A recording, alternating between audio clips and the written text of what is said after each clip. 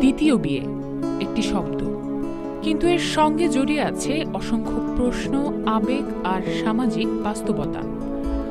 কেউ জীবনের নতুন অধ্যায় শুরু করতে চান, কেউ আবার পরিস্থিতির চাপে এই সিদ্ধান্তের মুখোমুখি হন।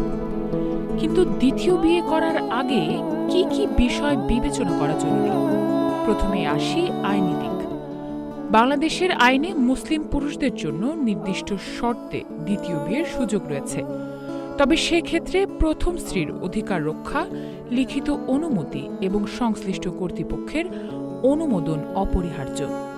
আইন না মেনে দ্বিতীয় বিয়ে করলে তা শাস্তিযোগ্য অপরাধ হিসেবেও গণ্য হতে পারে। তাই আবেগের আগে আইন জানা জরুরি। এরপর আসে পারিবারিক ও সামাজিক বাস্তবতা। দ্বিতীয় বিয়ে শুধু একজন ব্যক্তির সিদ্ধান্ত নয়, এর প্রভাব পড়ে প্রথম স্ত্রী, সন্তান, পরিবার এবং সমাজের উপর। সন্তানদের মানসিক অবস্থা, পারিবারিক সম্পর্কের টানাপোড়েন এবং সামাজিক গ্রহণযোগ্যতা সবকিছু ভেবে দেখা দরকার। অনেক ক্ষেত্রে এই সিদ্ধান্ত পরিবারের দীর্ঘমেয়াদী অস্থিরতার কারণ হয়ে দাঁড়ায়। আরেকটি গুরুত্বপূর্ণ প্রস্তুতি হল মানসিক প্রস্তুতি। আপনি কি সত্যিই দায়িত্ব নিতে প্রস্তুত? দুটি পরিবার, দুজন জীবনসঙ্গী, সমান অধিকার ও সম্মান নিশ্চিত করা সহজ নয়। মুসলিম আইন অনুযায়ী পুরুষের জন্য দ্বিতীয় বিয়ে জায়েজ থাকলেও বাংলাদেশের প্রেক্ষাপটে তা ছিল গুরুতর অপরাধ ও নৈতিকতার লঙ্ঘন। কিন্তু সম্প্রতি হাইকোর্টের এক রায়ে পাল্টে যেতে যাচ্ছে বহুদিন ধরে চলে আসা এই রীতি।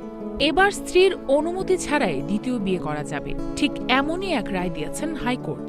মুসলিম পারিবারিক আইন সংশ্লিষ্ট একটি রিট আবেদনের পরিপ্রেক্ষিতে আদালত বলেন, দ্বিতীয় বিয়ের ক্ষেত্রে স্ত্রীর অনুমতি নয়, বরং আরবিট্রেশন কাউন্সিলের অনুমতির ভিত্তিতেই বিষয়টি নিষ্পন্ন হবে।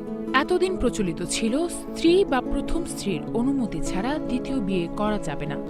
তবে আদালত বলেন, এই বিষয়ে মুসলিম পারিবারিক আইনে সরাসরি বাধ্যবাধকতার কোনো অস্তিত্ব নেই।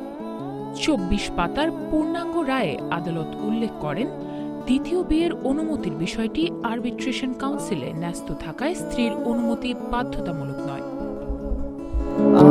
১৮৬০ সালের দণ্ডবিধির ৪৯৪ ধারায় স্ত্রী বা স্বামী অনুমতি ছাড়া দ্বিতীয় বিয়ে করলে ৭ বছরের কারাদণ্ডের বিধান ছিল।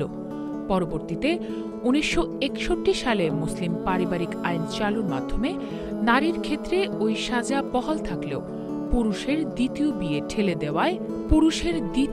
ঠেলে দেওয়া হয় আরবিট্রেশন কাউন্সিলের অনুমতির ওপর। সেক্ষেত্রে অনুমতি ছাড়া বিয়ে করলে ১ বছর কারাদণ্ড বা ১০,০০০ টাকা জরিমানার বিধান রাখা হয়।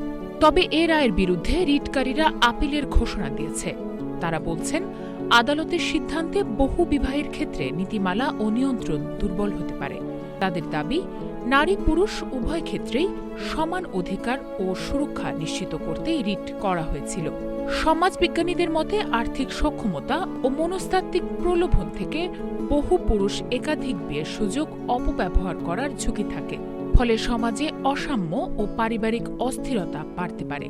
তাই বিষয়টি সর্বোচ্চ আদালতে নিষ্পত্তির প্রয়োজনীয়তার কথাও জানান তারা। এদিকে বিষয়টি এখন আপিল বিভাগে গেলে তা নজরকাড়া আলোচনার জন্ম দেবে বলে মনে করছেন আইন বিশেষজ্ঞরা।